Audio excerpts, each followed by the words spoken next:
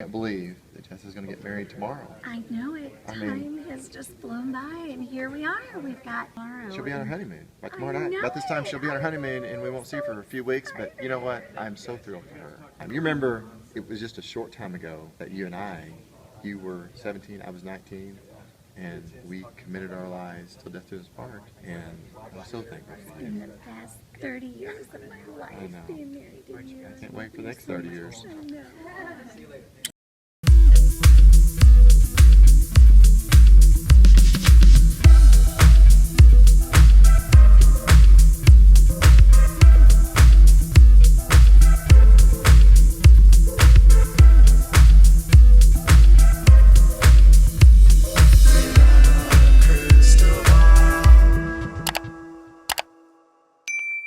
Hey everyone, it's Katie from Without a Crystal Ball. Welcome back to my channel. It's Monday, November 15th. I hope you had a wonderful weekend.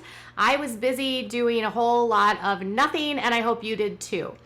Now, it's time to get back into the swing with all kinds of new content this week. We'll do some Duggars, some Sister Wives, we're littering in some more topical true crime and missing persons cases. And I also wanted to remind you guys that I did a video on Friday where I interviewed the uncles of Amber and Noah Claire, who are missing out of the state of Tennessee and Kentucky.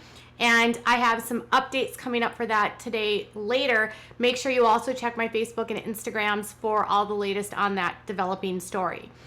Now we are going to talk about the Duggars because Bob Duggar is actually running for Senate, and he has launched a new website. And you guys, this website is, woo!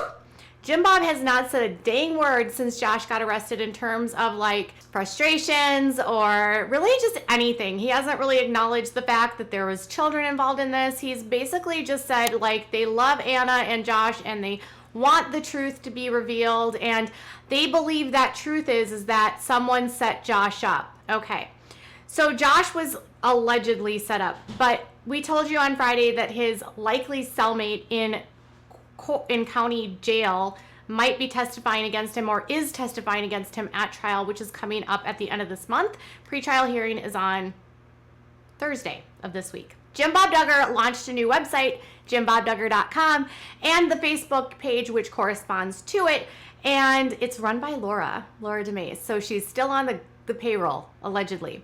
Now, on his website, he has been kind of sassy. I mean, he's irritated. No, he's just flat out lashing out.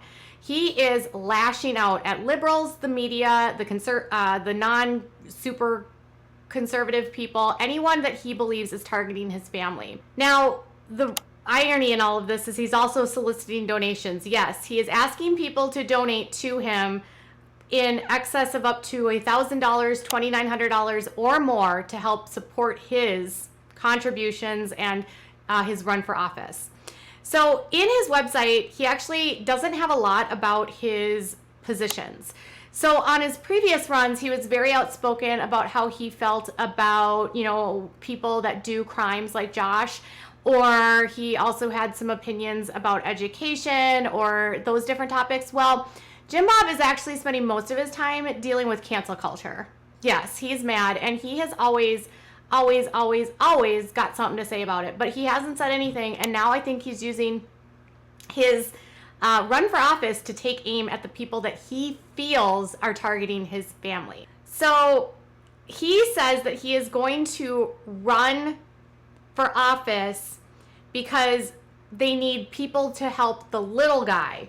We need people in office who cannot be bought and who will fight for the little guy who has no one else to be the voice for them. He also says his freedom of speech is being censored. We have seen our freedom of speech censored on social media if we dare ask questions the liberal left's propaganda. We have seen government leaders act like dictators, shutting down small businesses and telling the masses to comply with their mandates or get arrested. You guys, he is very, very, very against COVID vaccines, if you're wondering. He does not want anyone to be forced to get the vaccine, which I guess if that's the hill you're going to die on. He also wants to reduce taxes because small businesses should be able to keep more of their money. Jim, he's a small business owner. But this is what he says at the very end, which I think is very funny. He says, I will not allow the liberal left, social media, and the fake news to define me and my family. Like so many other families, we too have faced crises, difficulties, and heartbreak. Cancel culture and the radical left want to keep us from being involved in politics. They say because our family has faced problems, we should shrink away. This is why they are often so relentlessly unkind. And we cannot sit on the sidelines during a time when one of America's most important battles is taking place. We are devoted to doing our part and making a difference for our children and grandchildren. So he thinks that we are canceling his family and don't want them involved in politics because they had a crisis. The crisis isn't so much a crisis, it's that you have a son who's 32, I think almost 33 years old, that has been charged in a 2-count indictment. He has a long history of doing things to kids, and you allegedly were the person that was helping cover up these crimes, allegedly. So I don't know that that's like a tiny little crisis. I think that's more people just trying to say you don't deserve a platform on national television if you are going to continue to be complicit to your son's actions and wrongdoings. But he thinks that is cancel culture.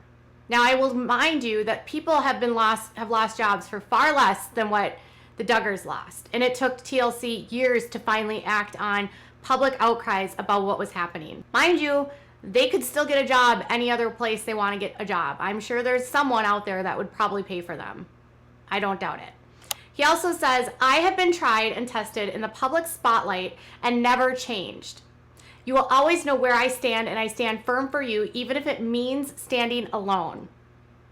He's been tried and tested. Okay, nobody's trying you, and you're not on trial. Okay, so what do you think about him saying that we want him to shrink away? Do you think we are trying to cancel him because we are just like he's annoying and he said one bad thing? Or is it a pattern of behavior? Is it his involvement in a questionable organization like the IBLP? Is it the fact of his son's actions? Is there, is that reason for him to feel like he's been canceled? I don't know. I think people are more like, your son is on trial, Jim, and it's hard for you to stand up for family values when this has been an ongoing problem in your family for decades. But that's my opinion. So what he's actually going to be running on is interesting. So on the website, he has the following issues as his name, as his first one is pro-life. The next one is pro-Second Amendment. The next one is parental rights, but it's not like parental rights how you would think. It's more like whether or not a child can get the shot. So it says parents know what's best for their children, not the government. I will fight for parents to get to decide where their kids go to school and for their hard-earned tax dollars to follow the children. And I will fight tirelessly to ensure that parents, not the government, control the children's health care. Parents do get to decide where their kids go to school, so I'm not sure what that means. He thinks the government has overreached things. He says Biden and liberals and establishment Republicans want to control everything about our lives. Freedom matters, and I know that if we don't stand up against these mandates and overreaches, they will never stop. Part of me wonders if the overreaches he feels like are happening are these technologies they use that can look at people and what they're doing online, but he never outright says that. And then he says, cancel culture? Liberals and big businesses have made an unholy alliance that is hurting small businesses, American workers, and our families. We need leaders who will push back and stop their ridiculous march that threatens our liberties and our nation's future. I don't know what that actually means for cancel culture. Cancel culture and big business bullies. Liberals and big businesses have made an unholy alliance that is hurting small businesses. I don't really know how that affects cancel culture, to be frank. Taxes. Our citizens and small businesses work so hard and can sometimes never get ahead because of the enormous tax burden they carry. I will fight to cut taxes and hold government agencies accountable for their wasteful spending. Federal accountability, which is ironic because this is a state seat.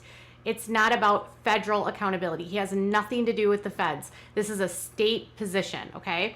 a state senator, not a federal senator. The federal government is out of control. The liberals in Washington are ruining the country our parents and grandparents sacrificed for. And our state elected officials are our last line of defense. I will fight back against liberals using our federal government to limit our freedoms. Okay, so this is the irony here, is that I think the only thing he's really upset about is the vaccines mandate.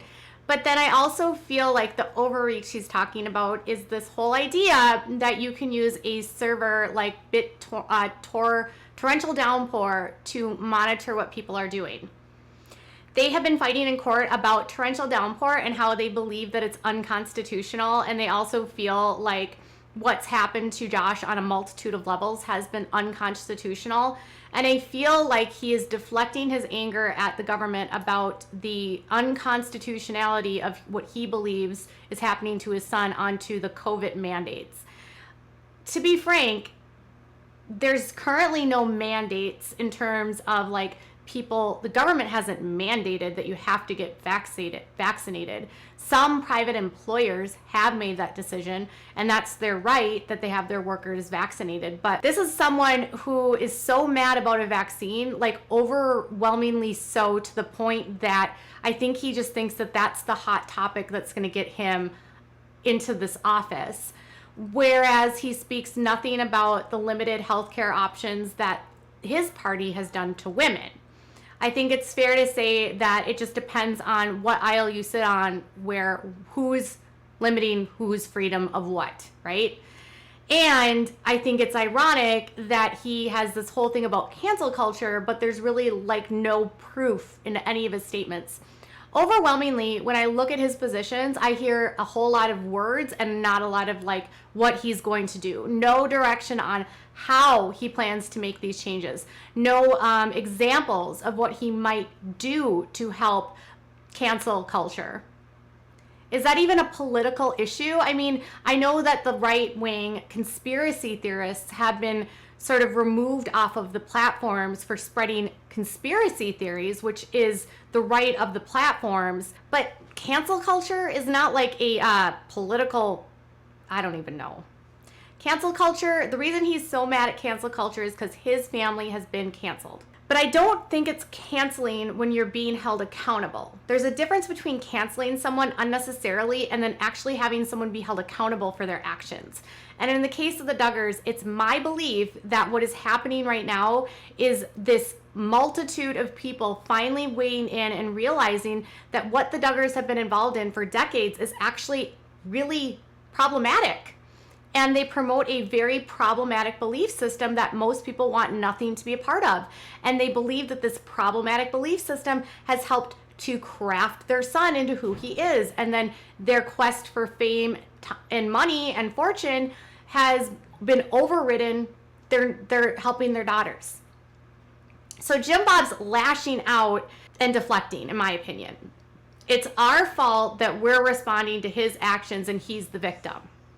Which reminds me a lot of what's happening in the court records for Josh. It's not Josh's fault. It's the government's overreach. It's them violating his constitutional rights. It's them making mistakes. It's the judges. It's the investigators. All of these people conspiring against him. All of these people setting him up. All of them refusing to look at William Mize. All of them are, against Josh. Now, all of America is against Jim Bob because he's the victim. This is typical behavior by Jim, according to people I've spoken to, and many have said that this is exactly what they expected. They expected him to come out looking and playing the victim. And it's going to be up to the public to decide whether or not they feel that that's the truth and they're going to buy into this, or if they're actually going to be objective and look at what's happening on the other side, which is in 2 weeks. They have a hearing and Josh is going on trial.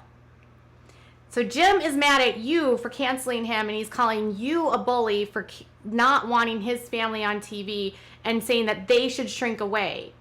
When the truth is that if he's a true Christian, in my opinion, repentance and acknowledgement of what you've done and what you've been a part of is the way path forward. It's not to play the victim.